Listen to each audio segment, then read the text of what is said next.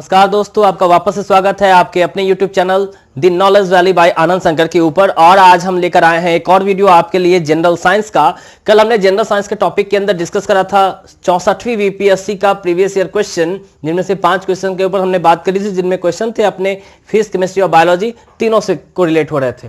आज हम एक टॉपिक ले रहे हैं जनरल साइंस के अंदर, जो कि बायो का टॉपिक है।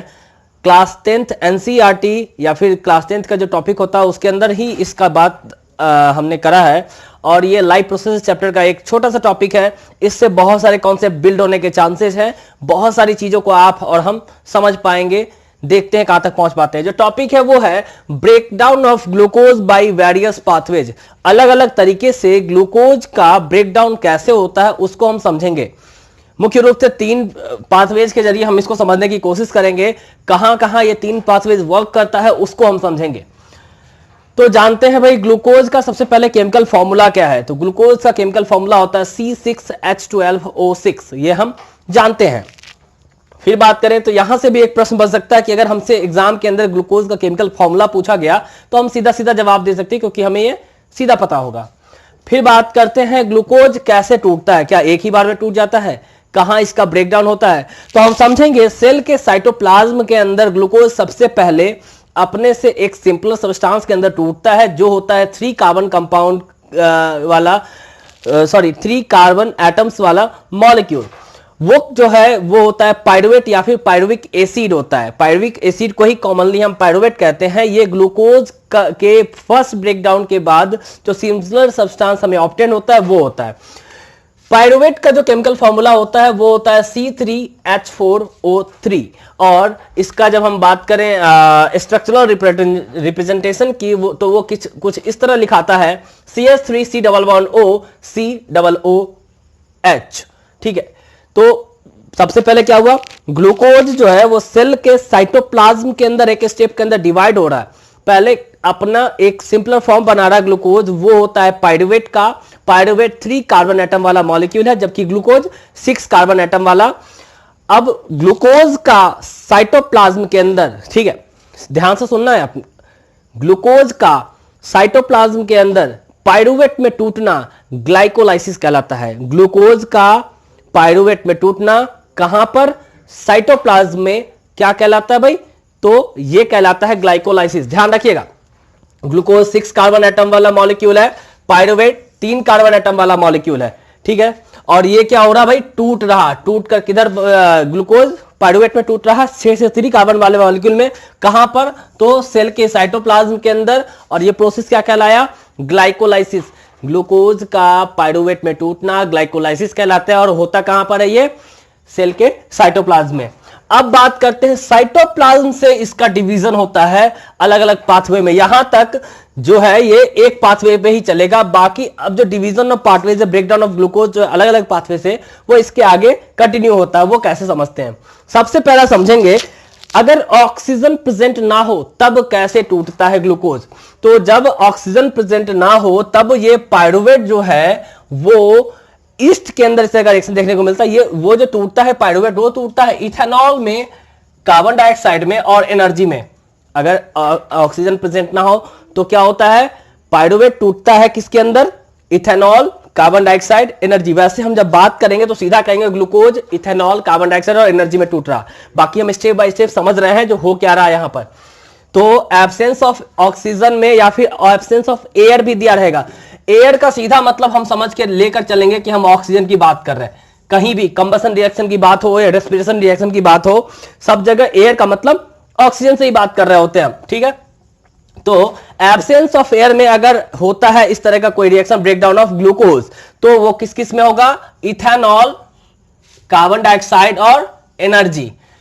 अब समझेंगे ये जो एब्सेंस ऑफ एयर यानी कि एब्सेंस ऑफ ऑक्सीजन में जो रिएक्शन हो रहा, ये ब्रेकडाउन हो रहा ग्लूकोज का, वो किसके पास हो रहा? तो ये होता है ईस्ट के अंदर। और इस चीज को, एब्सेंस ऑफ ऑक्सीजन में ईस्ट के अंदर ग्लूकोज के ब्रेकडाउन को ही हम क्या कहते हैं?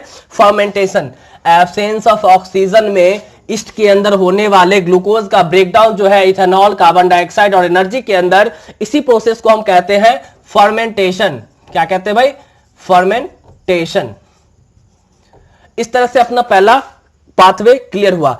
याद रखिएगा, फर्मेंटेशन में जब ईस्ट के अंदर ग्लूकोज एब्सेंस ऑफ ऑक्सीजन में टूट रहा होता है इथेनॉल कार्बन डाइऑक्साइड एनर्जी में, तो यहां बहुत कम एनर्जी प्रोड्यूस होता है और उस एनर्जी की मात्रा होती है 2 एटीपी। कितना एनर्जी ईस्ट प्रोड्यूस कर पाता है एनारोबिक रेस्पिरेशन के अंदर? और यह बात आप जानते होंगे कि एब्सेंस ऑफ ऑक्सीजन में होने वाले रेस्पिरेशन को एनारोबिक रेस्पिरेशन कहते हैं, या फिर ग्लूकोज का जो ब्रेकडाउन हो रहा है एब्सेंस ऑफ एयर में, ये एनारोबिक रेस्पिरेशन कहलाता है। और यहां पे एनर्जी का कितना प्रोडक्शन हुआ? Only on 2 ATP. अब आते हैं दूसरे पाथवे पे। वो पाथवे है भाई, पहला पाथवे सबका क्लियर है, ग्लाइकोलाइसिस वाला, तीनों के अंदर आना है। सेकेंड में होता है भाई लैक ऑफ ऑक्सीजन के अंदर, मतलब ऑक्सीजन की कमी होती है, जितने मात्रा में जरूरत होती है उतना ऑक्सीजन नहीं मिल पाता, तब जो रिएक्शन होता है वो भी एनारोबिक रेस्पिरेशन ही कहलाता है। ठीक है, याद रखिएगा, ये भी क्या कहलाता है? Anaerobic respiration. यहां पे एब्सेंस नहीं है ऑक्सीजन का, यहां पे लैक होता है ऑक्सीजन का। ये जो रिएक्शन होता है वो हमारे मसल सेल्स में होता है। जब हम कोई हेवी फिजिकल एक्सरसाइज कर रहे होते हैं तब हमारे मसल्स के अंदर इस तरह का रिएक्शन देखने को मिलता है। इसमें होता क्या भाई?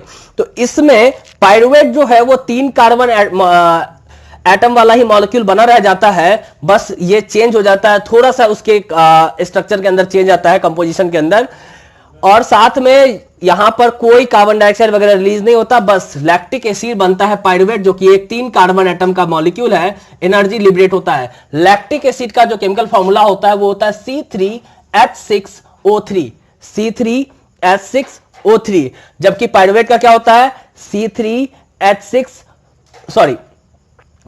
लैक्टिक एसिड का C3H6O3, जबकि पाइरुवेट का C3H4O3, C3H4O3 किसका? पाइरुवेट का। ये डिफरेंस है। पाइरुवेट भी होता है 3 कार्बन मॉलिक्यूल वाला कंपाउंड, लैक्टिक एसिड भी होता है 3 कार्बन मॉलिक्यूल वाला कंपाउंड। एक चीज याद रखिएगा, एक ग्लूकोज अगर मॉलिक्यूल हमारे पास है वो टूटकर 2 पाइरुवेट मॉलिक्यूल में बनेगा। अब यहां पे लैक्टिक एसिड बना और एनर्जी लिबरेट हुआ, कब?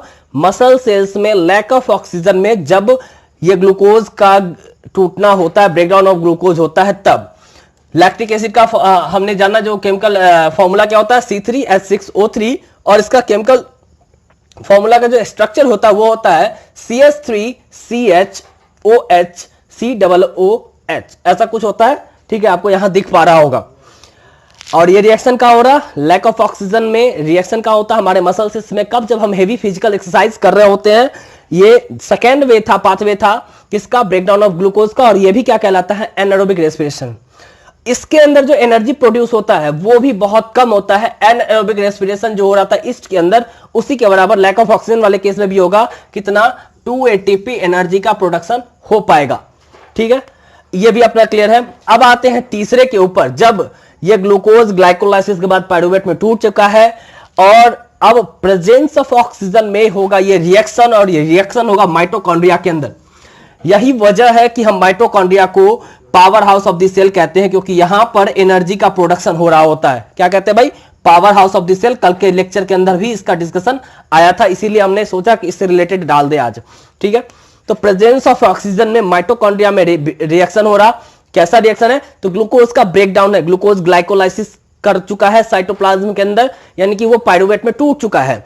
अब पाइरुवेट जो है ऑक्सीजन के साथ माइटोकॉन्ड्रिया के अंदर रिएक्शन करेगा और जो अपना प्रोडक्ट देगा वो होगा कार्बन डाइऑक्साइड, वाटर और एनर्जी। और ऑक्सीजन के प्रेजेंस में माइटोकॉन्ड्रिया में जब एरोबिक रेस्पिरेशन हो रहा होता है तो क्या बनता है ग्लूकोज के ब्रेकडाउन से? कार्बन डाइऑक्साइड, वाटर और एनर्जी। यहां पर जो एनर्जी की मात्रा है वो काफी ज्यादा है और वो है 38 एटीपी। कितना होता है? 38 एटीपी एनर्जी प्रोड्यूस होता है जब प्रेजेंस ऑफ ऑक्सीजन में माइटोकॉन्ड्रिया में ग्लूकोज का ब्रेकडाउन होता है। ग्लूकोज का ब्रेकडाउन प्रेजेंस ऑफ ऑक्सीजन में अगर माइटोकॉन्ड्रिया में होता है तो उसके लिए एक अलग टर्म, इसका एक अलग नाम होता है, वो होता है क्रेब साइकिल। क्रेब साइकिल किसको कहते हैं? प्रेजेंस ऑफ ऑक्सीजन में माइटोकॉन्ड्रिया के अंदर ग्लूकोज के ब्रेकडाउन को हम क्रेब साइकिल कहते हैं, जिसका जो प्रोडक्ट होता है वो होता है कार्बन डाइऑक्साइड, वाटर और एनर्जी। एनर्जी कितना? 38 एटीपी। इस तरह से हमें उम्मीद है जो क्लास 10 का जो ये टॉपिक था, जिसे हमने आज जनरल साइंस के वीडियो के अंदर डालने की कोशिश करी है, हमने इसको जनरल साइंस सेगमेंट के लिए डाला है ताकि आपका जो इससे रिलेटेड कॉन्सेप्ट है वो क्लियर हो जाए, ये आपको पसंद आएगा और आपको केस समझ आएगा, इससे रिलेटेड जो बातें हैं। अब तक का जो आपका सपोर्ट है उसके लिए बहुत बहुत धन्यवाद। आगे भी अपना जो सपोर्ट है वो बनाए रखें, हमारे चैनल को ग्रो करने में हमारी हेल्प करें।